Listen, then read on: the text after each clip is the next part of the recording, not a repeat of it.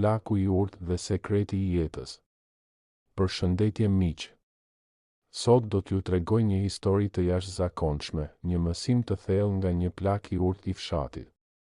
Historia që do t'ju bëj të mendoni për fuqinë, jetën dhe dashurinë që I mbijeton gjithçkaje.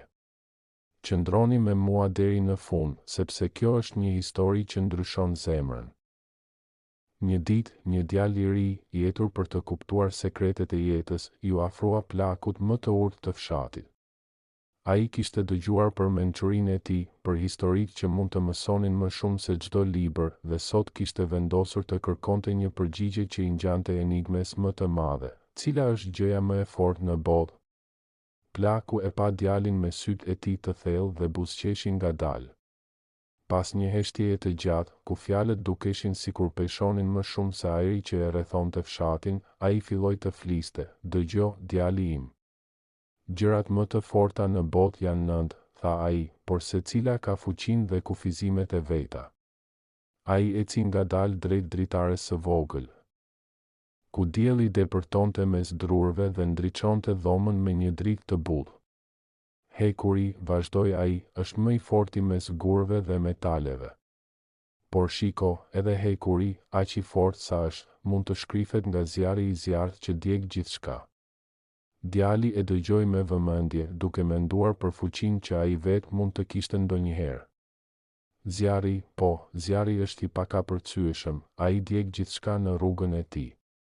Por edhe zjarri ka një armik, ujin që e shuan menjëherë. Plaku bëri një pauzë dhe u drejtua drejt djalit me një buzëqeshje të butë. Uji mund të lëviz malet dhe të zhduk gjurmët e historisë, por shiko qiellin, kur niset, ai avullon në re. Dhe reja, megjithse e fuqishme, shpërndahet nga era.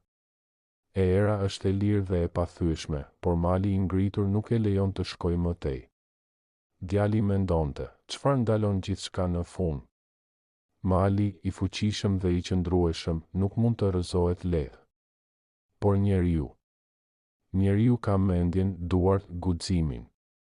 Ai mund ta pushtojë malin, të ndryshojë rrjedhën e lumenjve dhe të ndërtojë qytete ku dikur ishte vetëm shkretëtir. Djali ju duk sikur kishte gjetur përgjigjen. "Pra, njeriu është më I forti?" pyeti me zë të lartë, duke buzëqeshur. Plaku e shikoi me sy të qetë dhe tha, "Jo, djali im.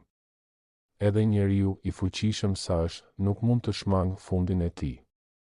Vdekja, ajo vjen për të gjithë, dhe në atë, madje edhe njeriu bie." Djali u habi. "Atëherë, vdekja është më e forta," tha ai, duke menduar se kjo ishte fundi I të gjitha gjërave. Plaku buçiti një qeshje të butë dhe vendosi dorën mbi supin e djalit. Jo, tha ai, me një zë që dridhej lehtë nga emocionet. "Dashuria, djali im. Dashuria I mbijeton vdekjes. Ajo jeton në kujtimet që lëm pas, në fjalët që nuk thuhen kurrë dhe në veprat që ndryshojnë jetën e të tjerëve. Dashuria mund të thyet për pak, mund të sfidohet. Por ajo nuk mund të shuhet kurrë. Dashuria është forca më e madhe që ekziston në këtë botë. Ajo I jep kuptim çdo gjëje që ekziston, madje edhe atyre gjërave që duket se janë të pathyeshme." Djali rinte I shtangur, duke menduar për secilin moment të jetës së tij që e kishte bërë të ndiej I dashur, për secilin shok dhe çdo familjar që kishte humbur dhe për çdo gjest të vogël të ngrohtësisë që e kishte mbajtur të gjallë zemrën e tij. Plaku u ngrit dhe me një zë të butë tha, "Kujto këtë, djali im. Fuqia e vërtet nuk matet me hekura apo malet, me zjarre apo lumenj. Ajo matet me fuqinë tënde për të dashur, me guximin tënd për të falur dhe me aftësinë tënde për të lënë pas diçka që jeton edhe kur ti nuk je më." Djali e kuptoi atë çast. Dhe ndërsa dielli fillonte të perëndonte, ai ndjeu një ngrohtësi që nuk vinte nga rrezet e diellit, por nga një dritë më e brendshme, një dritë që vetëm dashuria mund ta jepte. Nëse kjo histori të preku zemrën, lësho një like dhe shpërndarje që edhe të tjerët të ndihen të frymëzuar. Shkruaj koment për të ndarë momentin tënd të dashurisë ose mendimin që të mbeti nga kjo histori. Mos harro të abonohesh për më shumë histori që ndryshojnë mënyrën se si sheh jetën.